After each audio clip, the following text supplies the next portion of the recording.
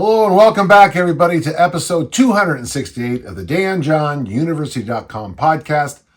I'm Dan John, and each and every week I sit down here and answer your questions. Listen, if you have a question, send your question to podcast@DanJohnUniversity.com.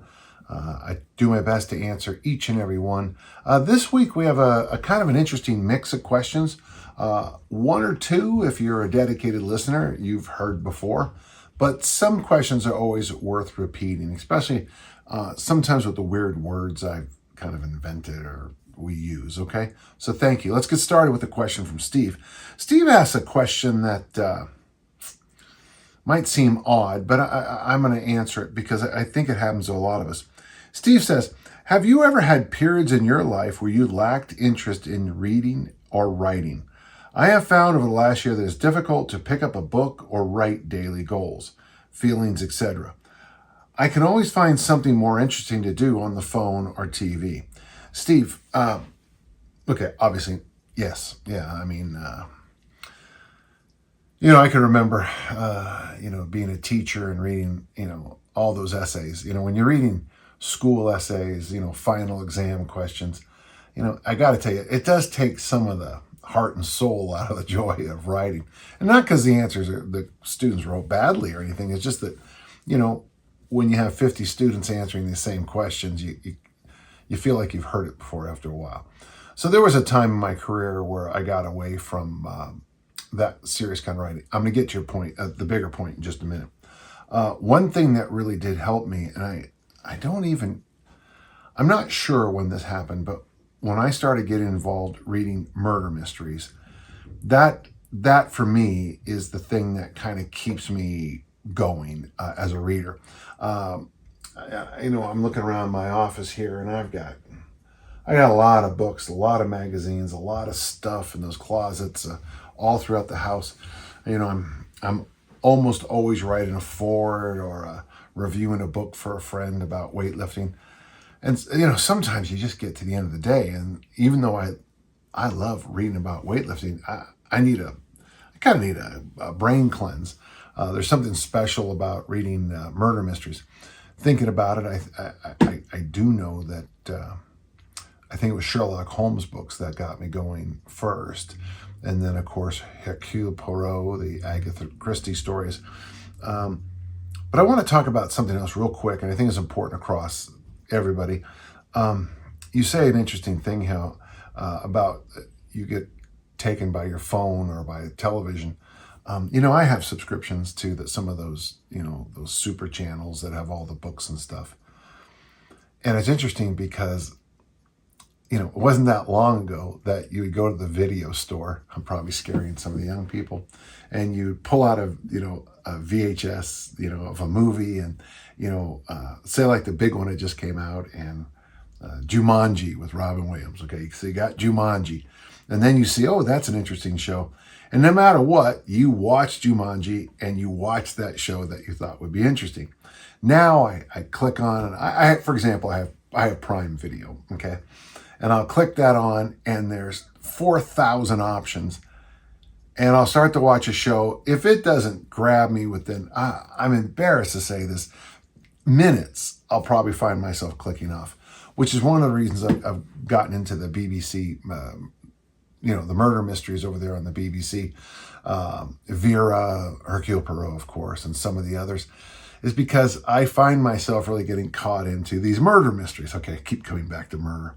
But my point is this, is that social media, and especially the ones that are, that are owned by the guy who went to Harvard, they're kind of designed to keep you wanting more. There's a potato chip we have here in the United States called Lay's potato chip, and they famously had that little thing. I bet you can't just eat one. Well, yeah, because there's some, food engineer somewhere who's trying to outwit, all your hormones, all your decision processes in your brain to make you keep, popping those in your mouth. Interesting. It's the same thing you get with social media. The likes thing can really be damaging for some people, where they will just, the phrase we used to use is feeding the monkey, but if I do my first podcast or whatever, and I'm wearing a turtleneck and I get three likes. Next one I have a crew neck and get 20 likes. The next one I'm wearing a sexy V-neck and I get many, many more likes. I'm going to wear the sexy V-neck. Okay, that was a joke, but the systems like the streaming services, the social media stuff, they're set up to make you feed the monkey, to make you keep pressing the button, okay? So how do we overcome that? One of the things I'm doing a lot, let me just give you one or two things I'm trying to do. First off, if I'm going somewhere I don't know exactly the route, I'll take my phone and use my little app that gives me the map. Just went to Kansas the other day, and I use it the whole time because I didn't want to get lost, even though it's a pretty easy route. But if I don't need it, I won't bring my phone anymore out of the house. I'm trying to turn my cell phone into a landline right here on my wall. It'll be something I will probably have to explain to my grandchildren one day about what it is, but it's a landline for my office here. You just don't see anymore. So I'm trying to turn my cellular phone into a landline. Just try not to have it with me 24 hours a day. Listen, I get it. I mean, I'll be sitting around sometimes and I'll just want to reach for my phone and nothing new's come up in the half an hour, but I'm feeding the monkey. So the first thing I would do, if you can, get used to turn off not always having your phone with you. The second thing I'd recommend is to turn your phone off every night. It'll power up just as well off as it will on.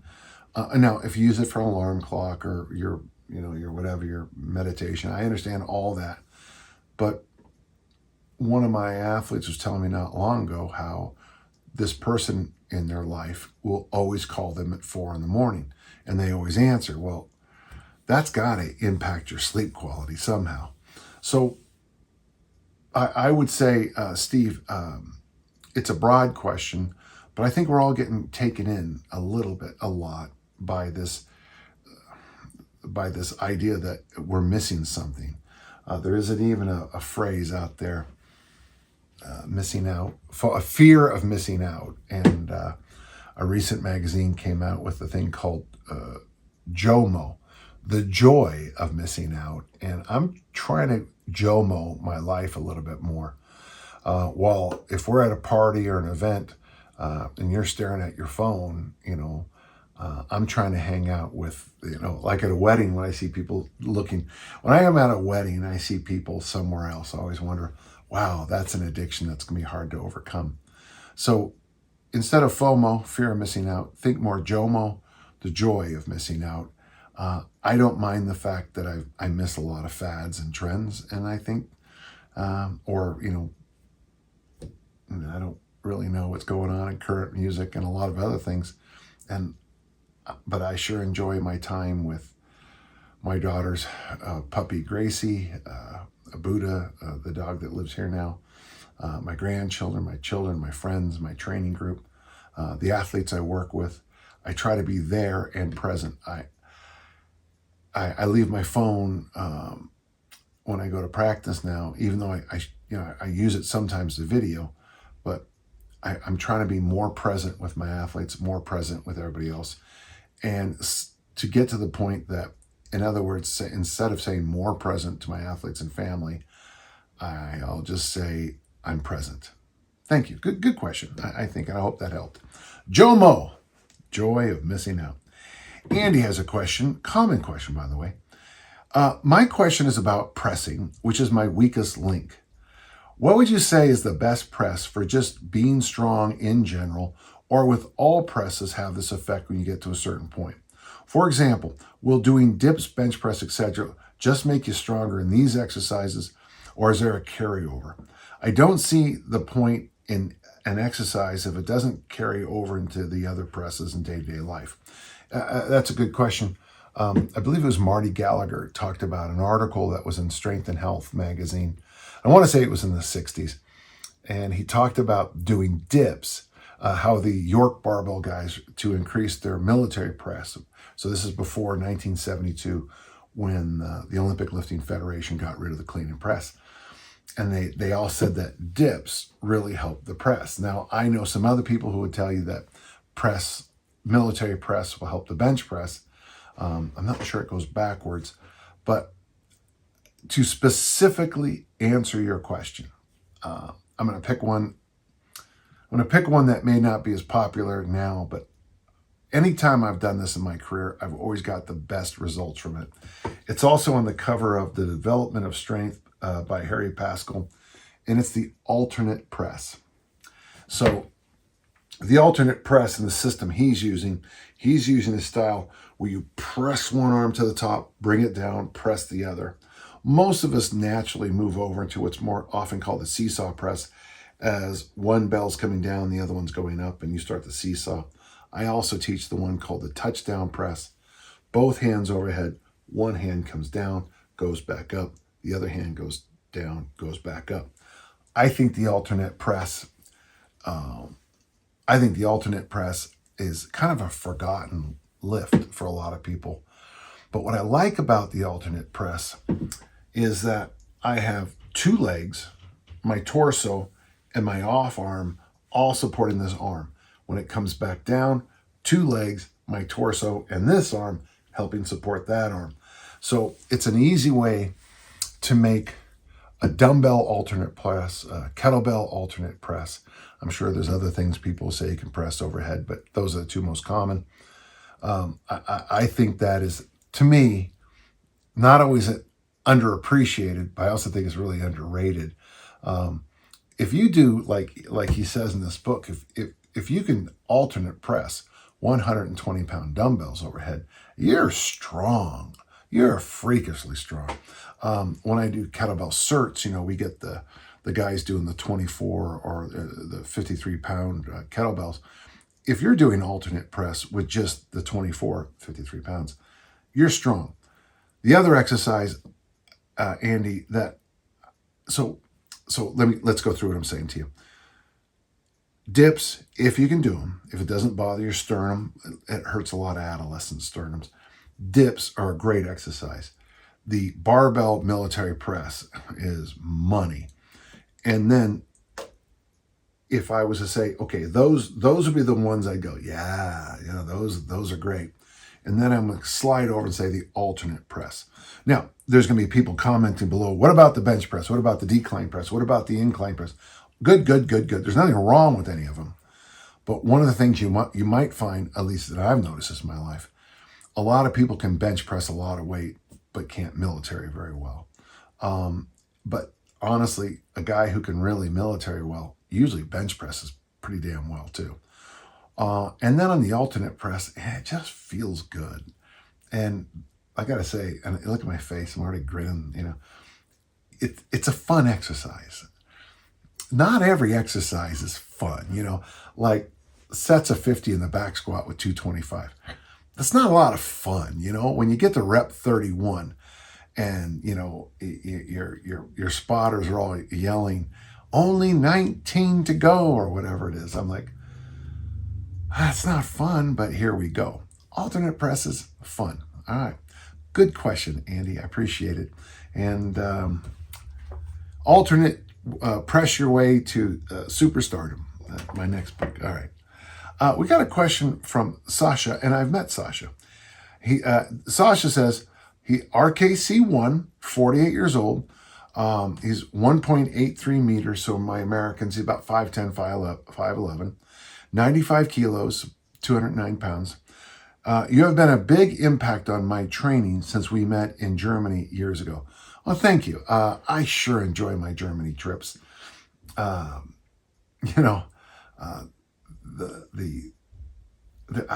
never seen such a communal eating experience every night. It's a great time. That's why I'm very interested in what you recommend for training for the Beast Tamer Challenge in all three lifts. And then he tells us his numbers, and he's on his way. He's doing okay. What's the best way? So for those who don't know the Beast Tamer, it's when you press the 48 kilo bell, you do a pull-up and you have to touch your neck on the bar on the pull-up with the 48 kilo bell, and you do a single leg pistol with the 48 kilo bell. And it's interesting because a lot of people who struggle with pistols with light weights find the heavier weights much easier because you get more counterbalance. When Pavel and I wrote Easy Strength, we got some feedback for the book from a very strong woman who did the Iron Maiden. Basically, everything's the same except the women use the 24 kilo bell. And she asked for some advice on it, and I said, okay, 3 days a week. I asked her to do Easy Strength, and so 3 days a week she did single arm presses. I had her alternate single arm pistols. I had her alternate, and of course pull-ups.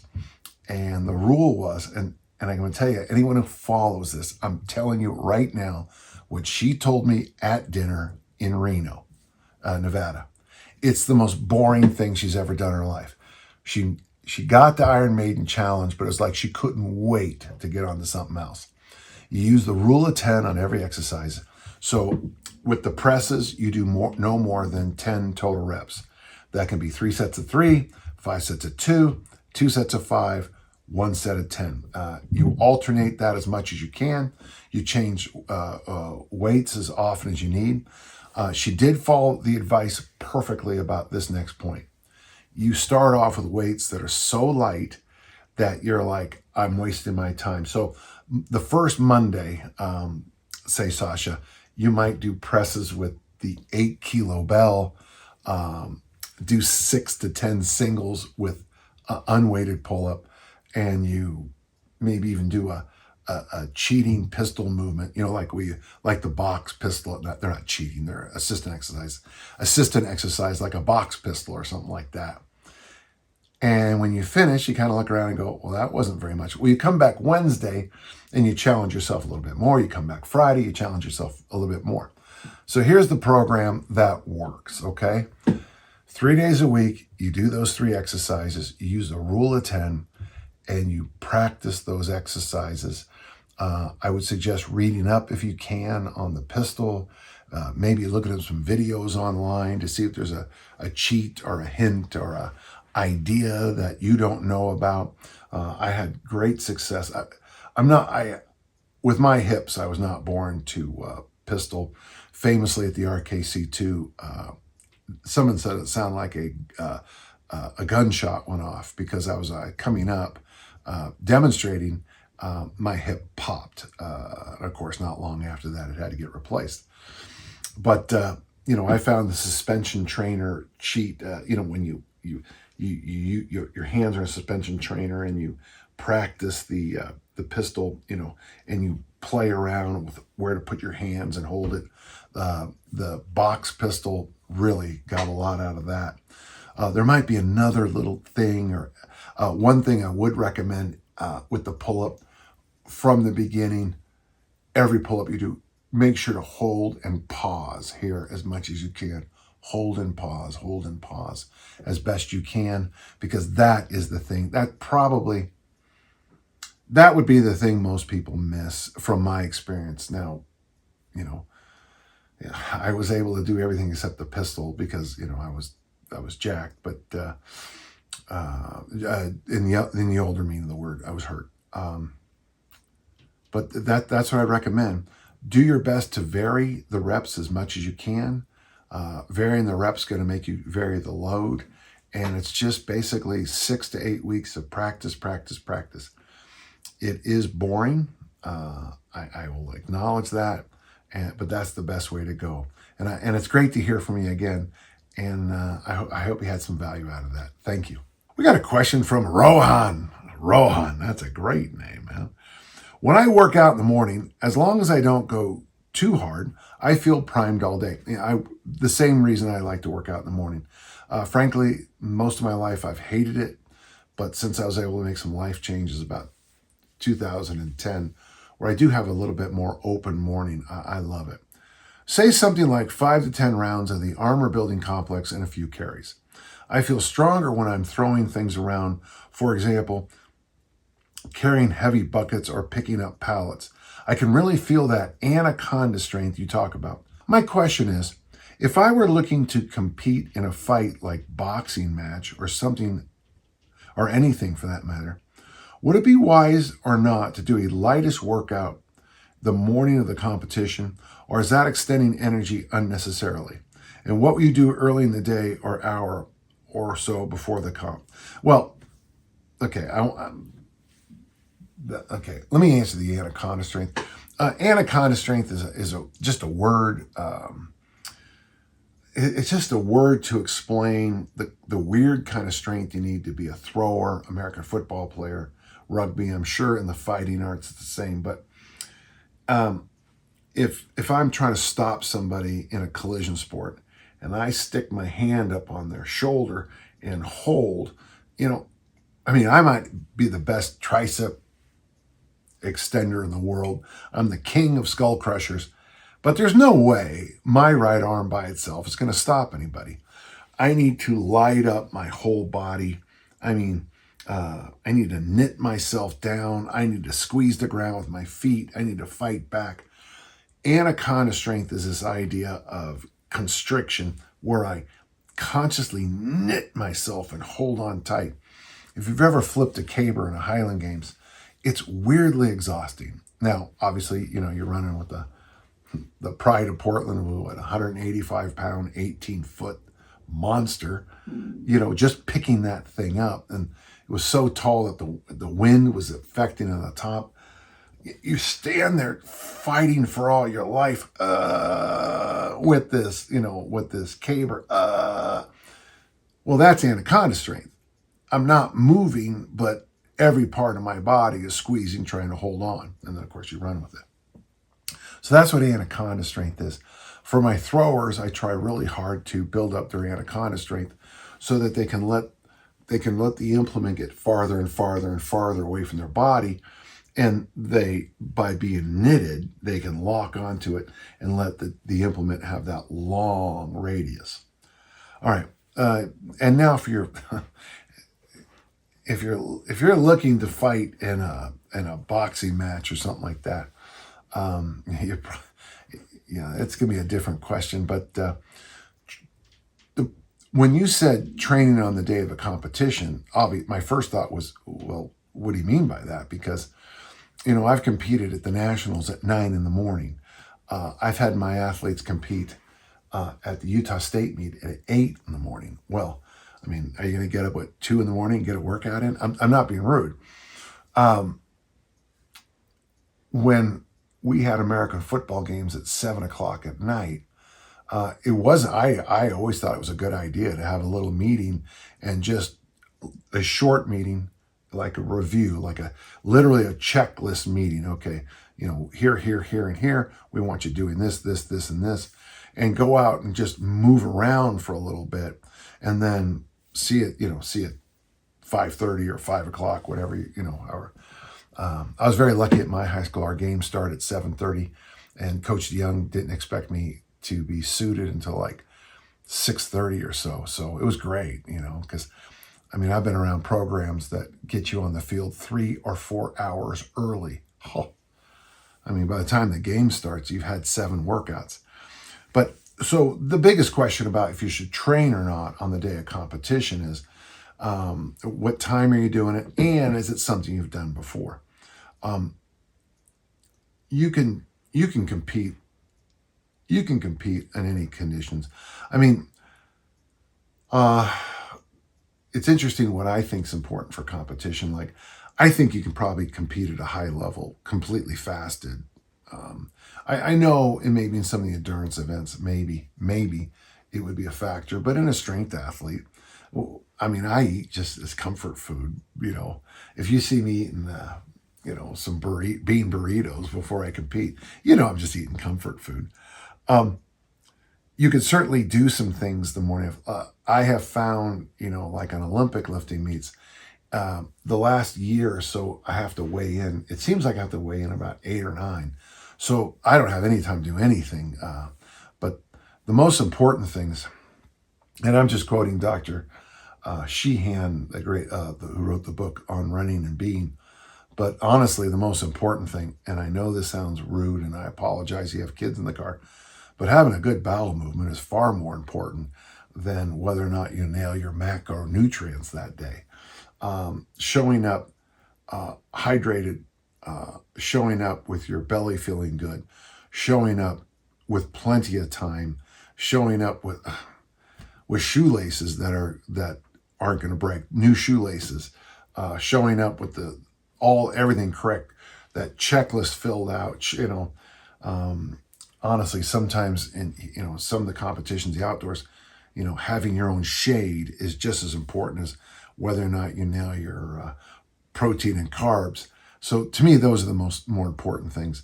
And when you ask about an hour or so before competition, really by the time you're an hour out, anything beyond water, I guess electrolyte drinks are okay.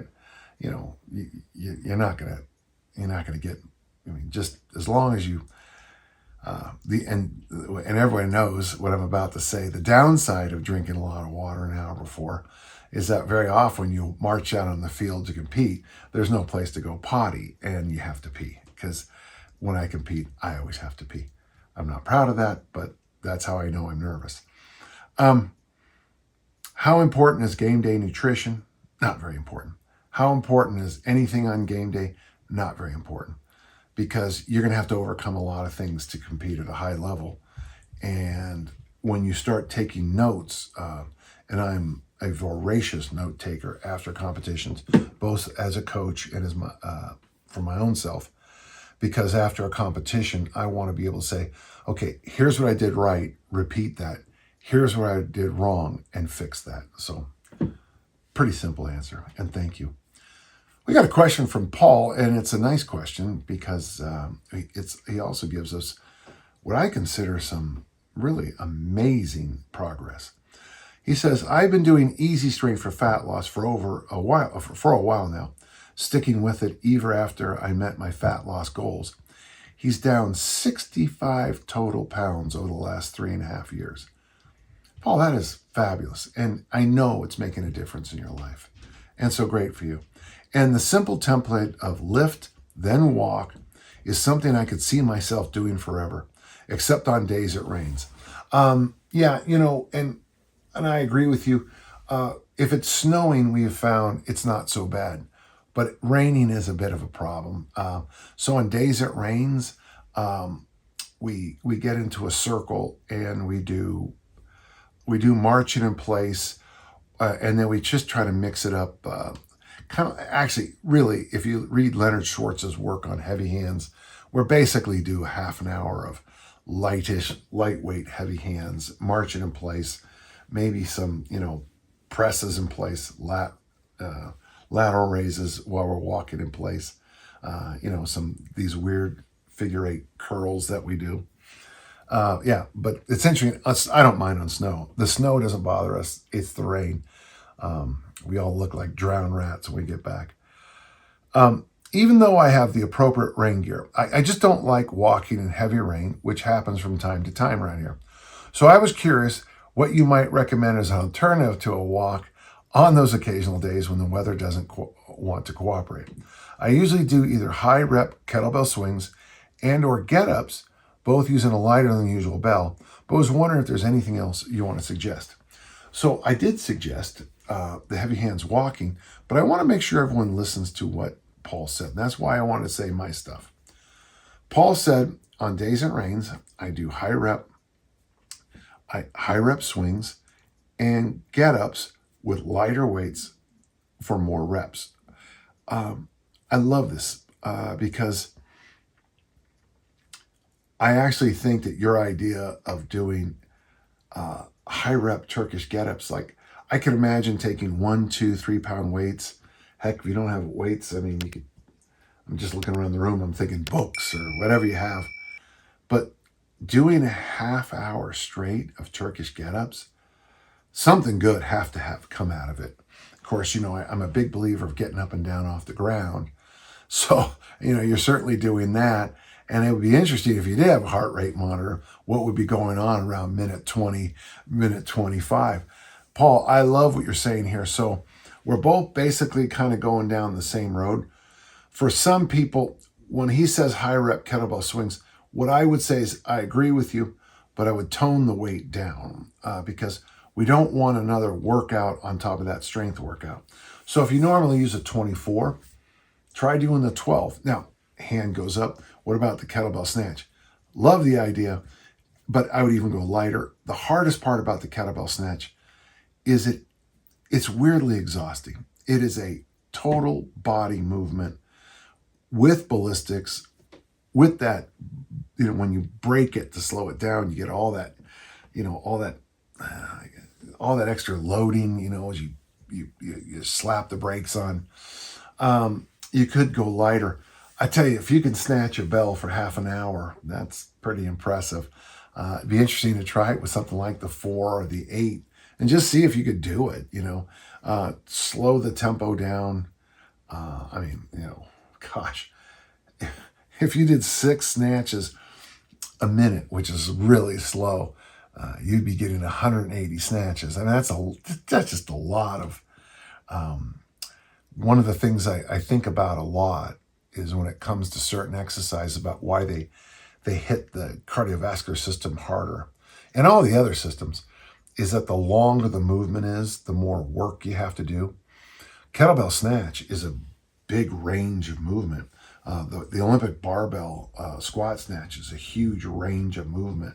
The Turkish get up, you start from the ground, stand up, get down.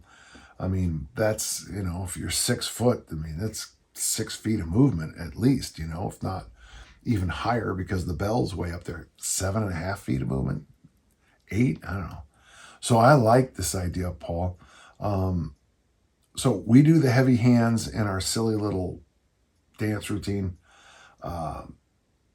Lighter high rep snatches, kettlebell snatches, lighter high rep swings, lighter high rep get ups. I love them all.